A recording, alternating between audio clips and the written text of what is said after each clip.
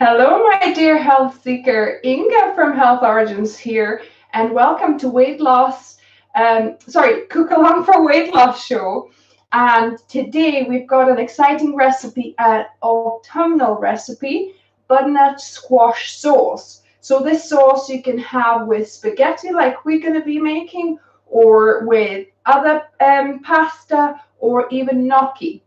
So let's begin. So while we're going to be making the sauce, I'm going to put my whole grain spaghetti. So I've got half a pack of whole grain spaghetti, and I'm pouring boiling water on it, and then we're going to obviously boil it for about, it takes about 9 minutes. So I'll just put a timer on for myself. So it's 9 to 11 minutes, so we'll do 10 minutes, and we're going to be making the sauce in the meantime. So I've got my induction hob on here. I'm going to put it on quite high setting and let the pasta boil. So what you needed to make this recipe super quick, so if you have pre-baked your butternut squash like I have, this recipe should come together in about 10-12 minutes, like really fast. So what I'm going to need to do, for the sauce, since I've already got butternut squash baked, I'm going to need to just, I need a spoon. I forgot to get the spoon. So we need to get the flesh out, because the way I bake them, I've just cut them in half. I've de-seeded it, put a little bit of salt on the cut part, and I just put them upside down in like a baking tin, and I baked it on on 200. But I've closed it, so I've got like a baking tin that has a lid. But you can do it without a lid as well, but maybe put it on 180 then, so it doesn't kind of burn the top. So put it on 180 in about an hour, just to roast this. So that's what I've done. And I need to scoop out the flesh into my blender, and then prepare the rest of the as the sauce as we go. In fact, because I'm going to be cooking the I didn't think about that, because I'm going to be cooking onions here as well. I'm going to be frying the shallots. I'm going to take this to boil on my other stove in there, and then we'll combine it afterwards.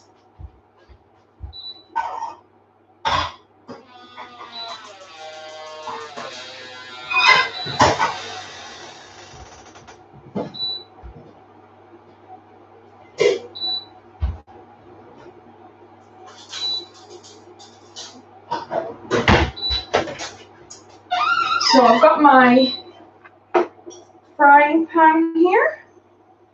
I'm going to get it on 5 to heat it up, and I'm going to scoop the flesh of the butternut squash inside here. I mean, the skin is really thin, so pretty much all of it goes in. Just the very outer skin stays. So, and once it's baked really well, it's quite really soft and easy to handle. So just get that peeled or scooped out the best as you can. So I'm going to add it to my blender. You could, whiz up the sauce with a stick blender as well if you don't have a blender, or you could even do it in your food processor too, because it's fairly easy blendable once it's baked. So just scooping that out, and it's great now to do it in autumn because we've got abundance of butternut squash and pumpkin. You could probably do it with pumpkin too. I think that could work. So beautiful. right? And my shallots. So I've got 2 large shallots chopped up. They're actually from my neighbor's garden. So I've chopped up really small, and I'm going to add them to fry in my wok here. So adding my shallots. And we're going to be dry frying it and adding a little bit of water if it starts sticking. So finish my butternut squash here.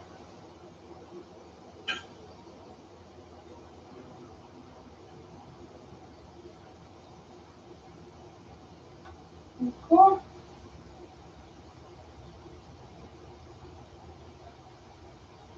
It's actually very fragile. I have to peel. It's so soft. There we go.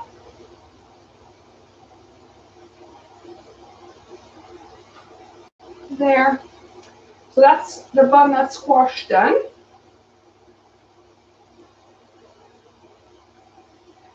So I'm gonna wash my hands and get the spatula here.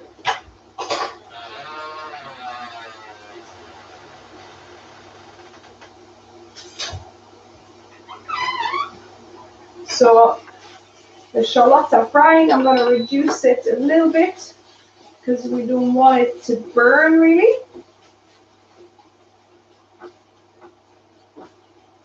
And I'm going to be adding a little bit of water as we fry it, or you could use stock as well.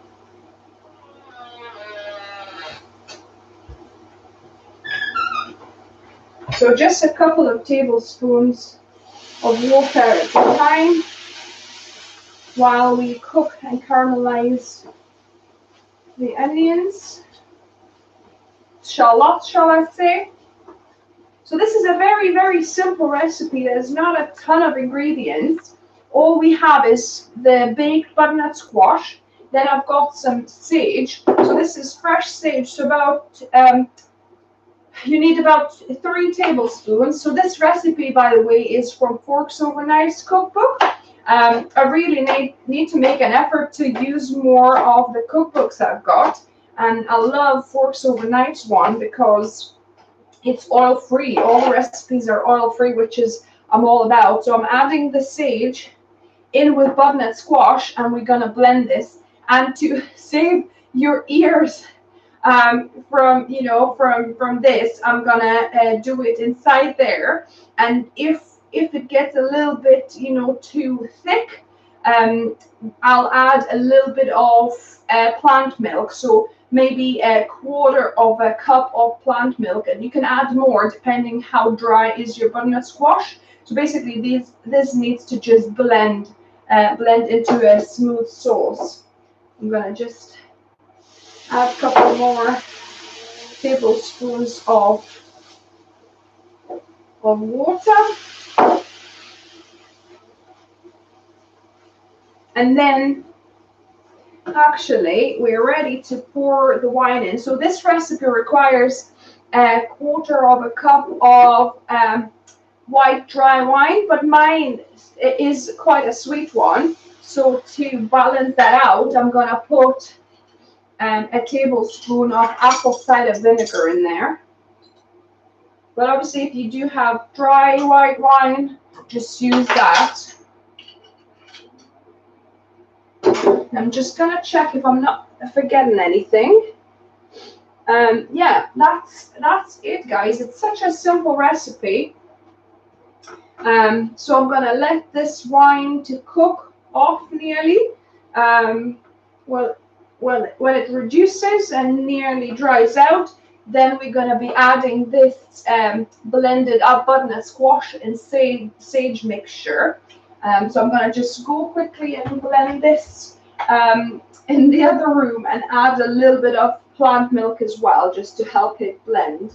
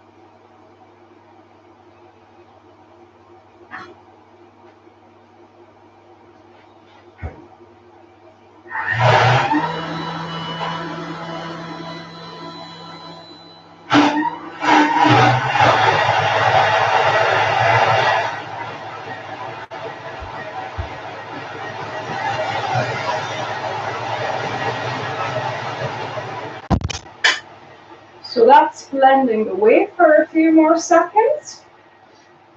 And this is cooking nicely. Let's check how much. Oh, the spaghetti should be ready. So let me bring both of those back here and we'll put it all together.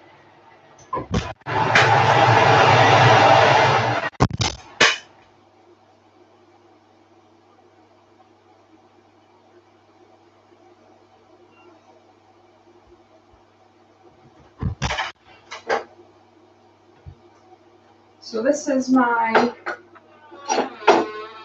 spaghetti.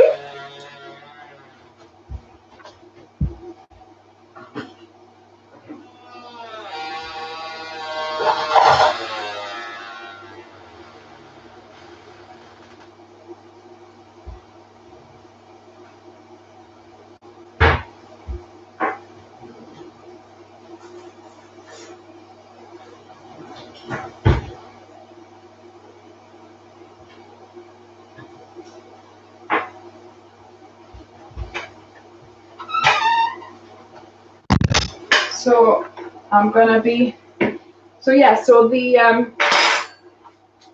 onions have dried out pretty much. I've added about a half a cup of soy milk to this. Look at this lovely yellow rich cream. So I'm adding that to the onions.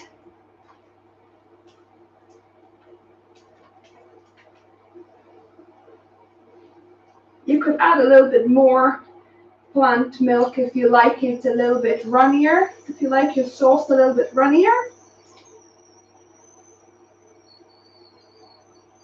So that's the sauce.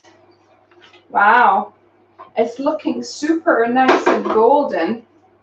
Beautiful. So we're just gonna mix it through. And in the meantime, while it's heating through, I'm gonna just add some of the whole grain pasta, just a taste test. And if my husband is watching this, if he could bring some salt, because I think he's got the salt, and I've got some pepper here, so we can do the taste test with some salt and pepper sprinkled on. So just clean this up a little bit.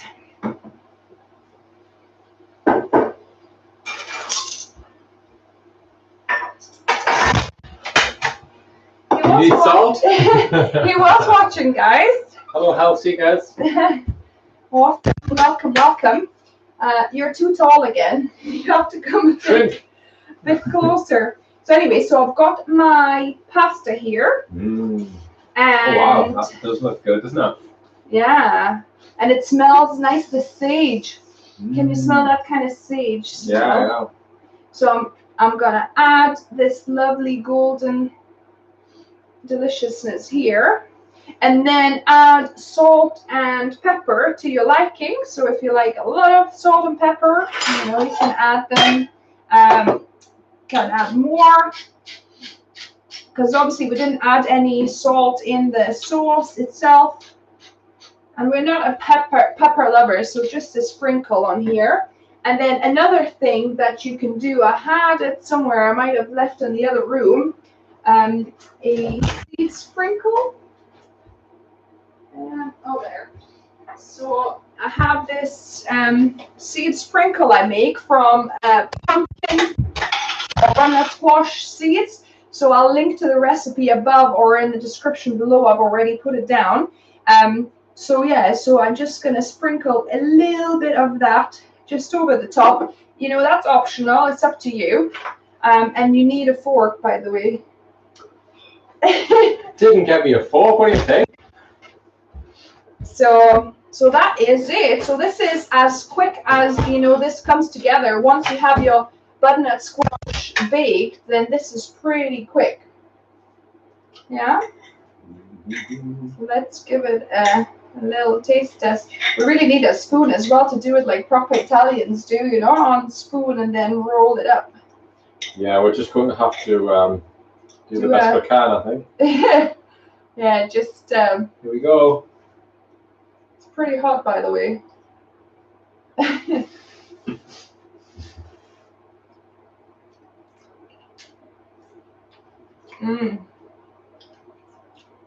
Creamy. Oh my god. This, yes, not yesterday, a couple of days ago, I did this recipe with dried sage.